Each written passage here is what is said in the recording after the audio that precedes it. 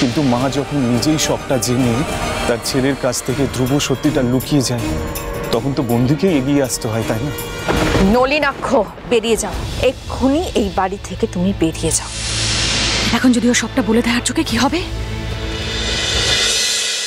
তুমি এরকম কেন ভাবছো অমৃতা? সব স্বপ্ন তো দুঃস্বপ্ন নাও হতে পারে। হয়তো তুমি তোমার জীবনে তোমার মতো একজন কাউকে জীবন সঙ্গী পেলে, যে তোমার জীবনটাকে আবার নতুন করে বুঝতে শেখালো, ভালোবাসা দিয়ে তোমার জীবনটাকে ভরিয়ে দিল। আর তুমি তোমার অতীতটাকে একটু একটু করে মুছে ফেলতে পারলে। কিন্তু আমি যে কারোর সঙ্গে দ্বিচারিতা করতে পারবো না বৌদি। নতুন করে জীবন শুরু করাকে দ্বিচারিতা বলে না অমৃতা।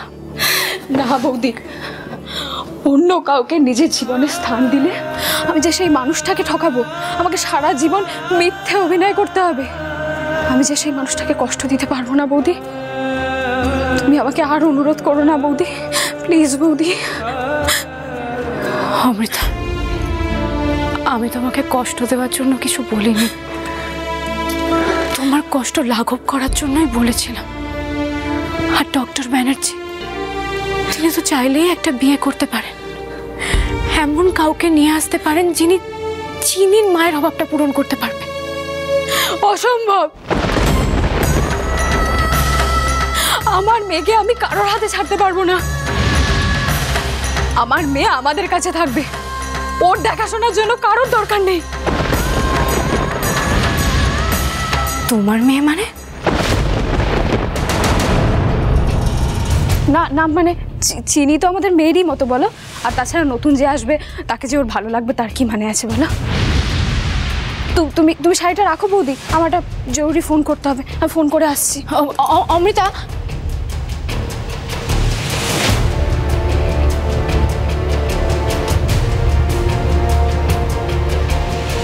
অমৃতা হঠাৎ চিনিকে ওর মেয়ে বললো কেন? अगर किसी को खांसी, बुखार या सांस लेने में तकलीफ हो तो उससे कम 1 मीटर की दूरी बनाए रखें। जरूरत पड़ने पर नजदीकी स्वास्थ्य केंद्र जाएं। आईएसआई नंबर जो কি হলো? পেলি না ফোনে? ফোনটা কেটে গেল। শোন, অনেক রাত হয়েছে, আমি খাবার বাড়ছি, খেতে আয়।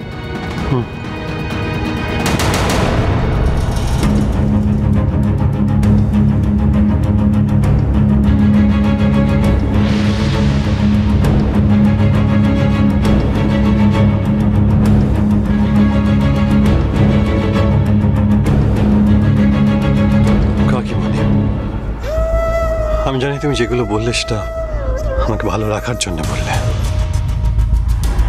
কিন্তু চারু সত্যি আমার কাছে একটা অচেনা মানুষ হয়ে উঠেছে।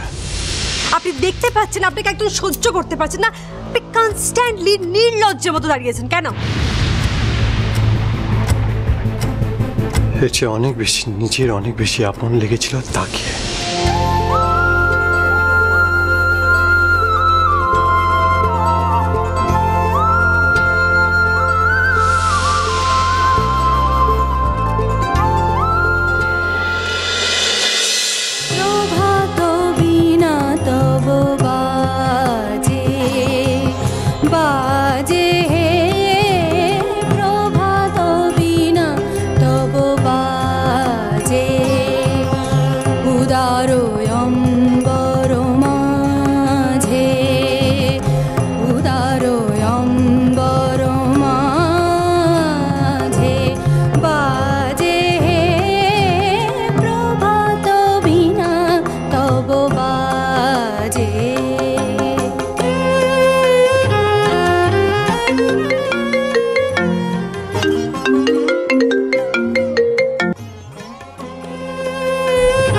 বল।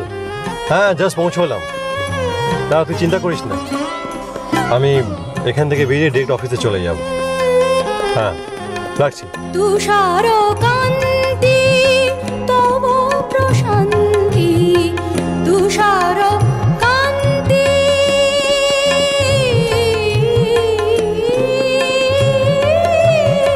তুষার কান্তি তব প্রশান্তি, শুভ্র আলোকে রাজে হে প্রভাত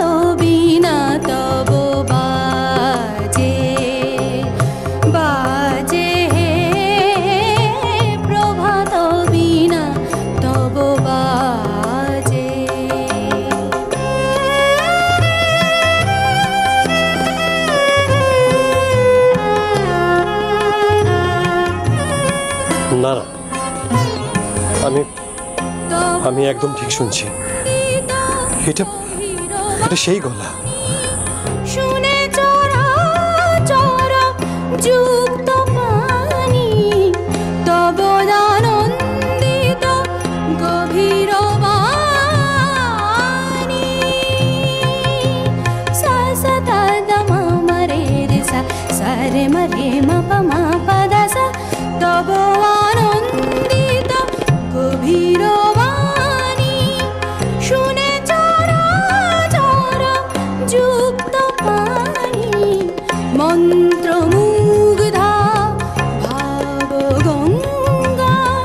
মন্ত্রমুগ্ধা ভাব গঙ্গা নিস্তরঙ্গা রাজে হে প্রভাত বিনা তব বাজে বাজে হে প্রভাত বিনা তব বাজে। উদার অম্বর মাঝে বাজে বাজে হে প্রভাত বিনা তব বাজে।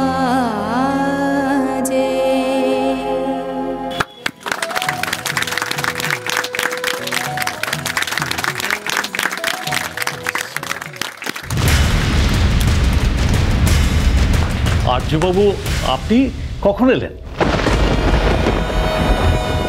আসলে এত সুন্দর গান কানে এলো আর পাশ কাটিয়ে যেতে পারলাম, আটকে গেলাম। তার মানে আমি ঠিকই ধরেছি, এটা তো উনি। কিন্তু উনি এখানে কি করছেন?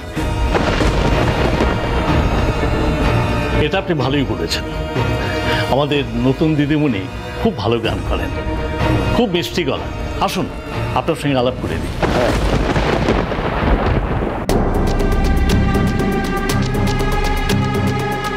সরি ম্যাডাম, আপনাকে একটু ডিস্টার্ব করছি। আপনার সঙ্গে একজনকে আলাপ করাতে নিয়ে এলাম। ইনি হচ্ছেন বিখ্যাত ফটোগ্রাফার এবং বিজনেসম্যান আর্য মল্লিক, এবং আমাদের স্কুলের একজন অন্যতম ওয়েল উইশার। কালকেই উনি ডোনেশন দিয়ে আমাদের স্কুলকে ভরাডুবির হাত থেকে বাঁচিয়েছেন। না না, এভাবে বলবেন না প্লিজ সুষমন বাবু। আমি আর কতটুকু করতে পেরেছি? আমি শুধু আপনাদের পাশে দাঁড়ানোর চেষ্টা করেছি মাত্র। আমি জানি আর্যবাবু যে আপনি ক্রেডিট দিতে চান না। এই ভালো মানুষের এটা একটা বৈশিষ্ট্য। ও বাই দ্য ওয়ে, আপনি যার গান শুনে মুগ্ধ হয়েছেন, ইনি কালকেই আমাদের স্কুলে মিউজিক টিচার হিসেবে জয়েন করেছেন। আপনার নামটা?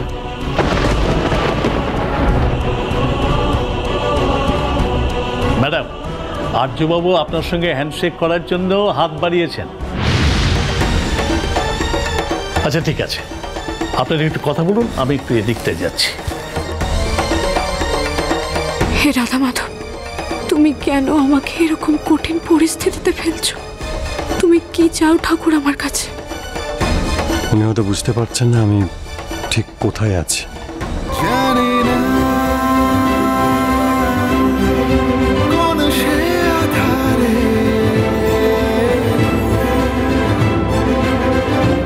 আপনার নাম?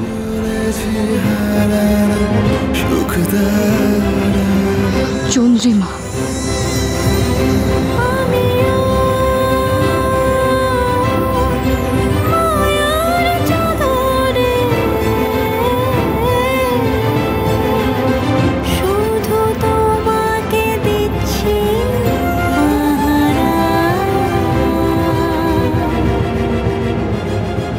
যে মানুষটাকে চারু হিসাবে দেখছি তার গলা স্পর্শ আমার কাছে অচেনা, আর যিনি চারু নন তার গলা শুনে স্পর্শ করে মনে হচ্ছে কত দিনের চেনা।